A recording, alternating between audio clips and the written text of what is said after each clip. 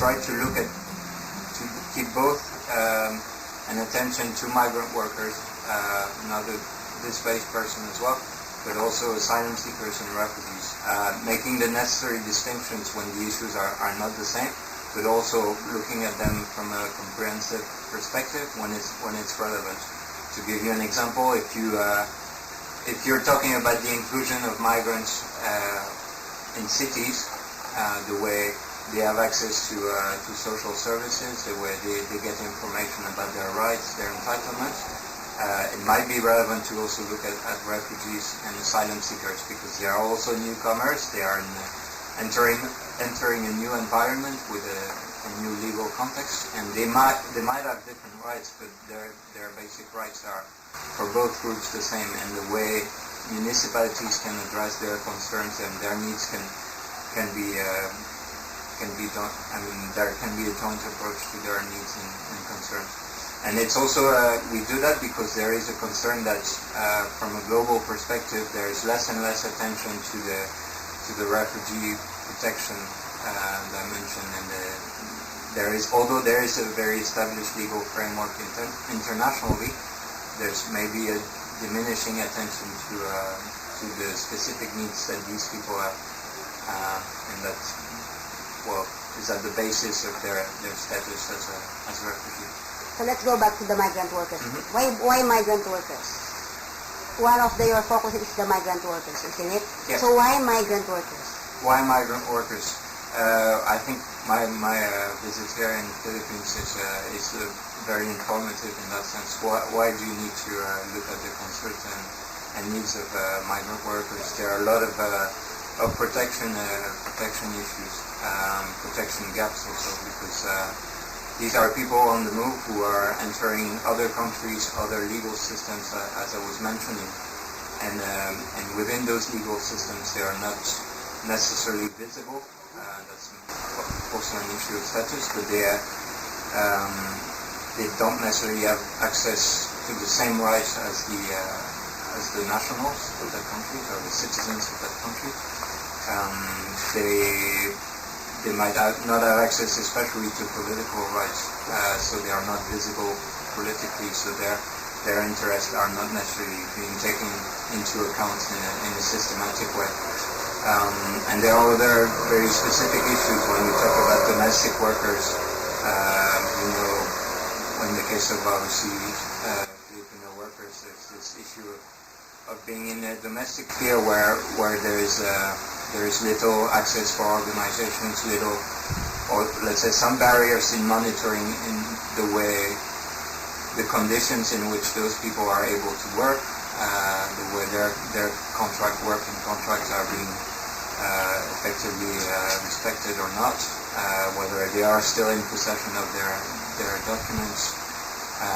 So there are a lot of, I would say, mainly to start with protection issues that require specific focus. You mentioned a while ago the human rights. Mm-hmm. Let's connect the migration development and the human rights. How do you say on that? How do you connect the two? How do you connect the two? Yeah. I think that's one. Yeah. That's a bit the agenda of the Global Forum on Migration and Development, which will be held in the Philippines in October. I think there is what you need to make more evidence also to policymakers is that there is no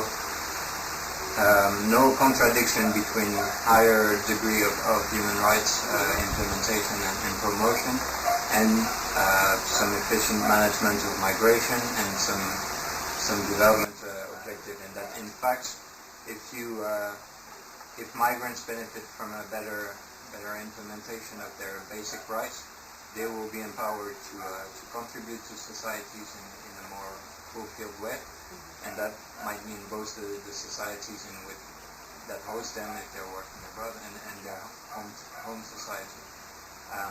So there is that idea, and yet there is not necessarily enough evidence put forward to say these are the links, and this is why these two agenda, development and human rights, and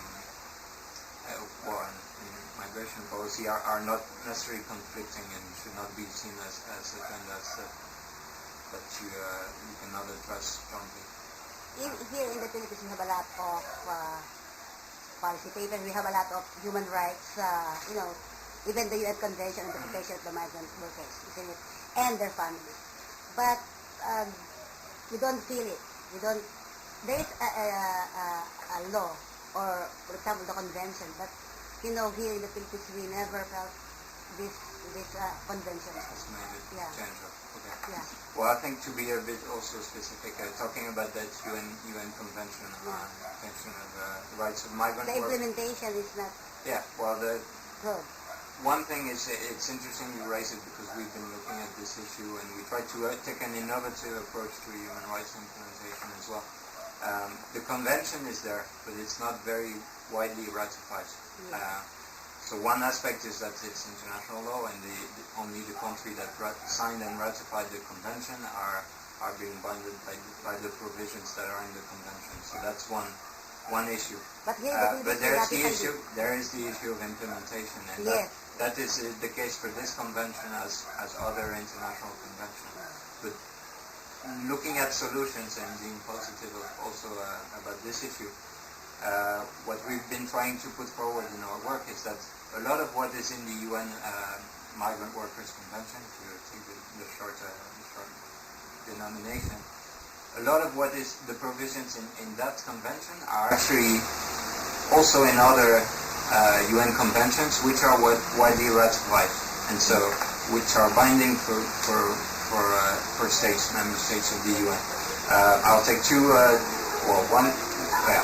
Let's take two very short examples. There is a mention of this family reunification issue, which is one of the key provisions in this convention. It's also referred to in the Convention on the Rights of the Child. Yes. And in a quite progressive way, which could lead to some ways, or help holding states accountable, because this is a convention that is widely, almost universally ratified. Another